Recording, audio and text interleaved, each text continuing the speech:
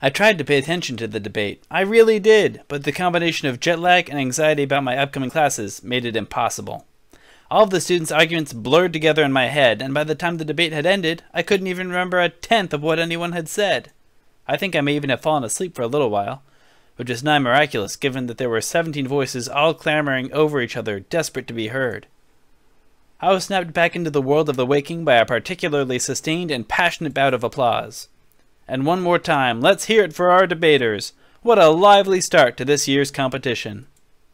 Remember to drop off your ballots at the door as you leave the auditorium. We'll tally them up and announce the results as soon as we can, so feel free to stick around in the lobby until then.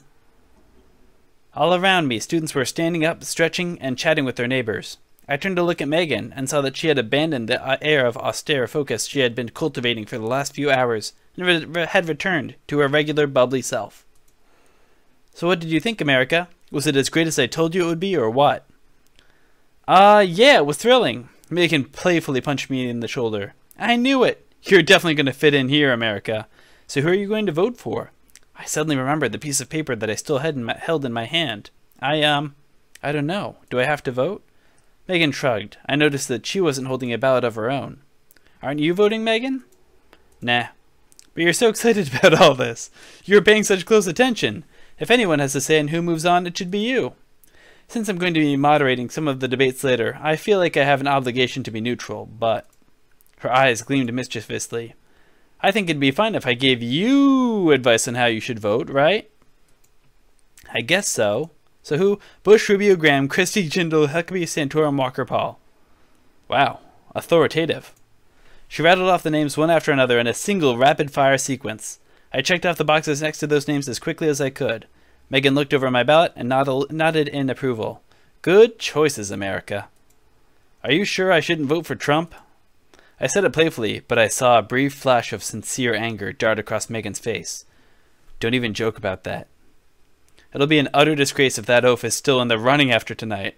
Oh boy, Megan. This game is not going to go well for you. I'm sorry. I didn't mean to lash out like that, America. You didn't do anything wrong, believe me. Well, maybe reserve judgment on that one, eh, Kelly? But seriously, don't vote for him. Got it. Megan smiled and joined the crowd filling out the auditorium. I followed her, relieved that things were still fine between us. But I was also more than a little curious about why Megan hated Donald so much. I knew that this was the wrong time to ask her about it, though. I was pretty sure I knew how to get back to Sunshine Dorm. I just hoped that pretty sure would be enough. It wasn't. I got hopelessly lost within minutes, finding myself amongst completely unfamiliar buildings. My heart began to race, and I felt myself getting dizzy, overwhelmed with anxiety and fear. I should have known better than to think I was ready to fend for myself in this new school, in this new country. Are you okay? I couldn't help but jump when I heard an unfamiliar voice behind me. I turned around to find a doughy, cherubic face looking at me with concern. Yes, I'm fine. Except, no, actually, no. I'm not fine at all. I'm lost. Where are you going? I know this campus backwards and forwards. I can help you get there wherever it is. Sunshine Dorm? Oh, then you're in luck. I'm heading to Peach Dorm right now, right next door. Just follow me. He took a right turn and led me down a well-lit sidewalk. Thank you, Newt. What, a newt? Where? I glanced near my feet. Why would there be a newt in a dry climate like this? And why would this kind boy point it out to me? Was this an American cultural thing? That's my name, Newt Gingrich. Oh, I see. What a bizarre name. No kidding. You're probably thinking that's a bizarre name, right? No, of course not. That would be incredibly rude. Now that the adrenaline from getting lost was wearing off, I was ready to crash, hard. Good night, grand old academy. I stumbled through the door, kicked off my shoes, and flopped onto the bed. I was asleep within seconds. I dreamed of the men on the money that had intimidated me earlier that day. All of them stood in a circle around me, towering over me. Their skin had a sickening green pallor. It made me feel nauseous just to look at them. They were all yelling at each other, pointing accusing fingers, stomping their feet in anger. I cowered under them and covered my head as they got more and more angry. Their voices raising, their hands curling into fists. Just before they came to blows, I woke with a gasp.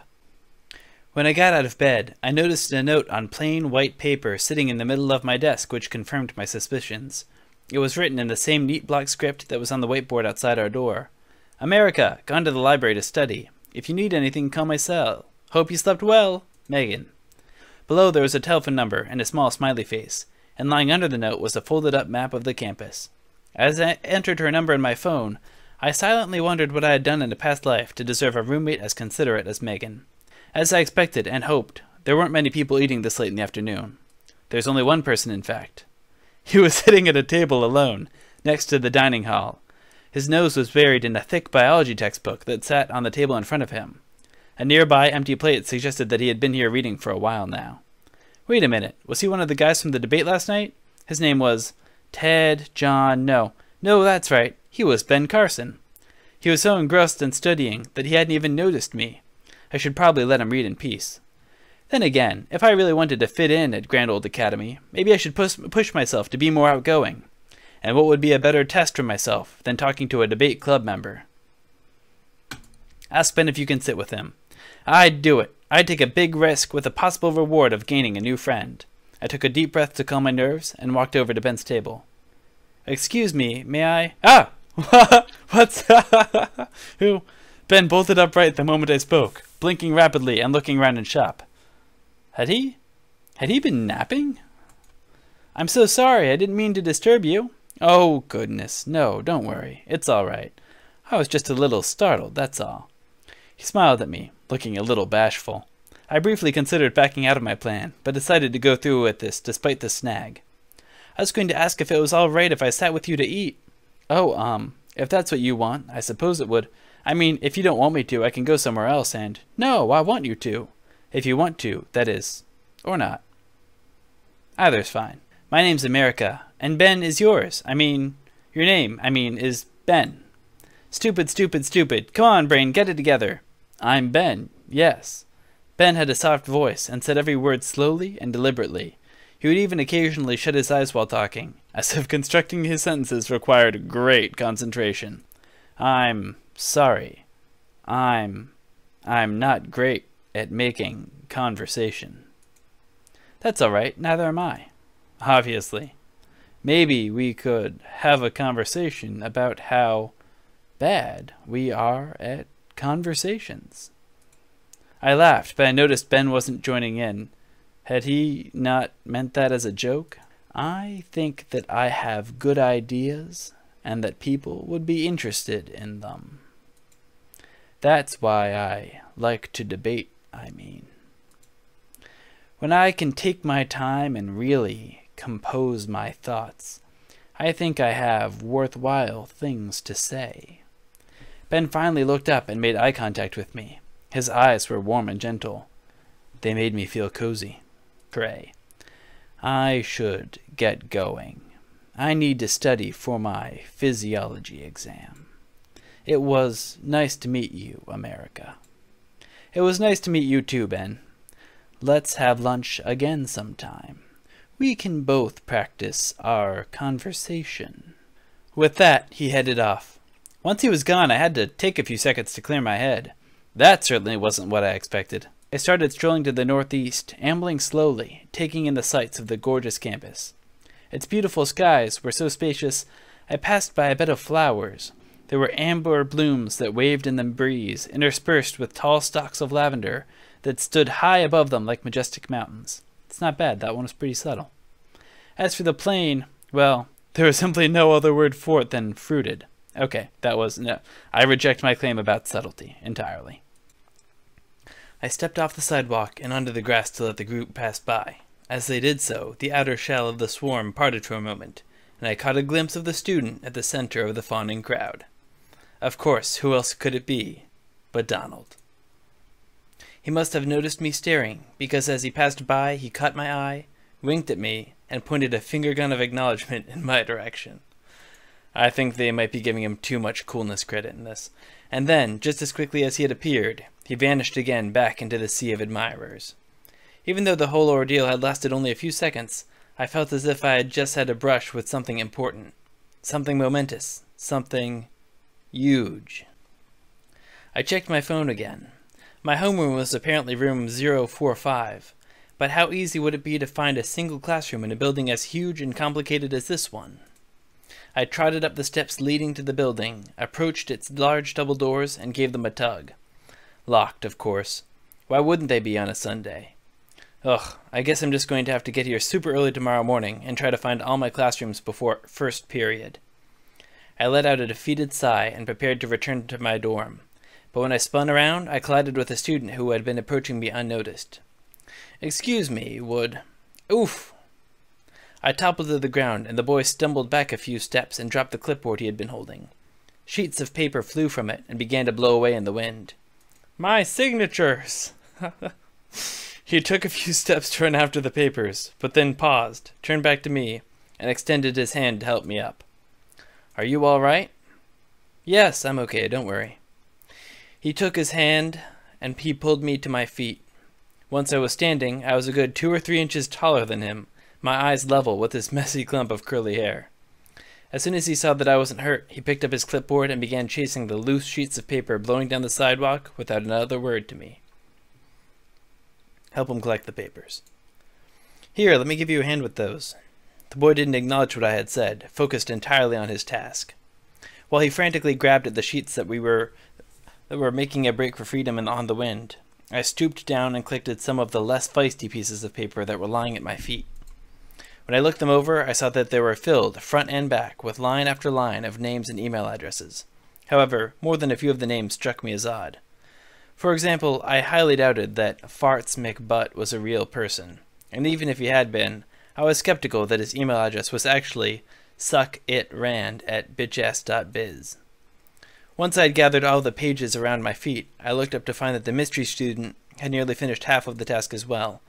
Only one piece of paper was still eluding him. It had found a perch in the branches of a tree, and it fluttered at him tantalizingly. He jumped at it, arms outstretched, but it was just barely out of his reach. I raced over to help him. On the way, I passed a small gaggle of students walking by who pointed and snickered at him, and to be fair, it was kind of funny. But I felt like their laughter was maybe a little more mean-spirited than was warranted. "I've got it." The boy glanced at me, then stepped aside. I handed him the other sheets I'd already picked up, then positioned myself under the page stuck in the tree, summoned all my strength, and leapt into the air.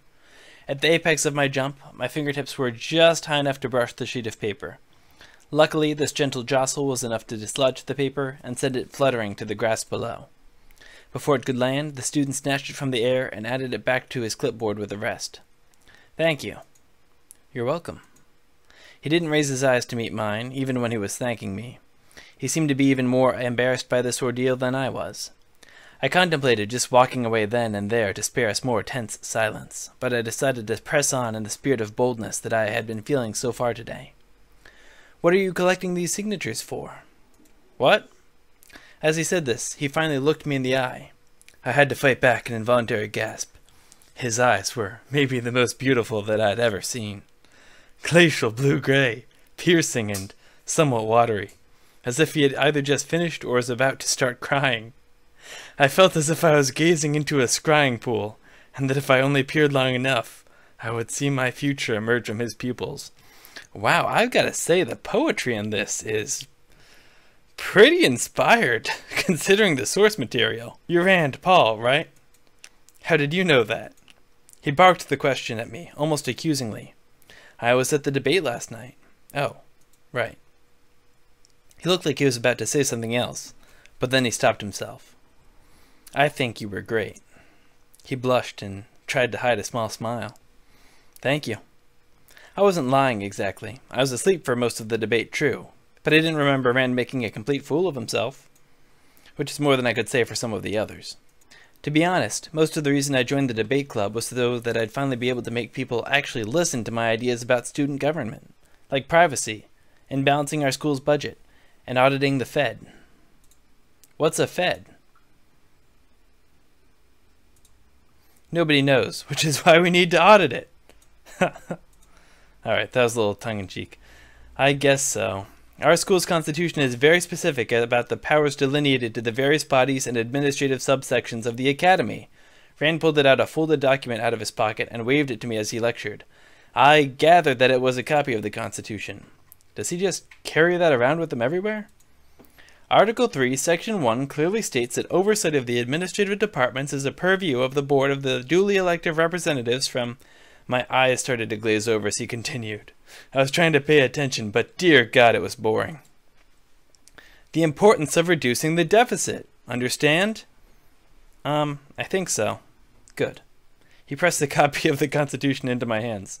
It's so nice to finally meet someone who cares about the real issues. I look forward to further conversations with you, America.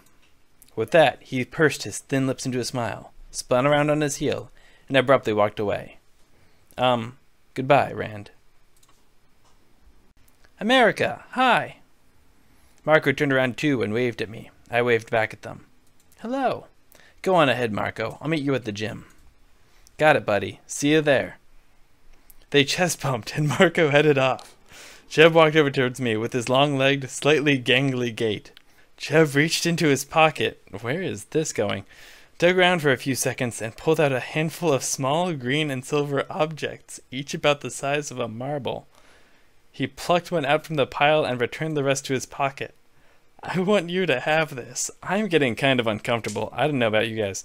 He handed the object to me. I held it on my palm and examined it.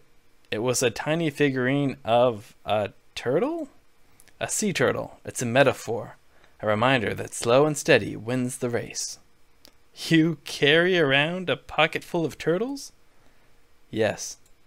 He said this as if it was the most natural thing in the world. Slow and steady progress. That's the He waved his hands in a gesture of equivocation, as if he couldn't quite enunciate how much this meant to him. They're mighty turtles, and they need to be protected because of their beauty. They hatch on the beaches, and they have to be sheltered from the wily birds and the other predators. It's a point. It's a symbol of something. And the dorm residents love it. Well, thank you, Jeb. I'll treasure this. A wide grin broke across Jeb's face. He looked as if I had just made his day. You do that, America. If you ever need more advice from your RA, just let me know, okay? I will. Jeb gave me a thumbs up, then turned around and loped after Marco. What the hell was that about? And then just now I saw Jeb and Marco again. Jeb even gave me a little pep talk. He seems like a really caring RA. Did he give you one of his pocket turtles? That would almost sound like a euphemism if I didn't know. Yeah, he did. I produced the turtle from my own pocket and sat it on my desk. It looked kind of lonely there on that big open expanse of a desk. One little turtle, newly hatched, alone on the beach, just him against the world. All those wily birds just waiting for an opportunity to chew him up. Jeb can be a little... Well, he's a unique guy, but he's got a heart of gold. I get that impression from him, too. I'm glad that he made it to the next round of the debates. Oh, that's right, I almost forgot. I still don't know who won the vote last night. I was a little surprised to realize just how curious I was about the answer. Let's see, Jeb, obviously. Marco, Rand, and Chris, no surprises there. And then Ben, John, Carly, and Ted. That's only 8. Weren't there supposed to be 9? Megan glanced away and grumbled something under her breath. I couldn't make it out, but I was pretty sure that most of the words were 4 letters long.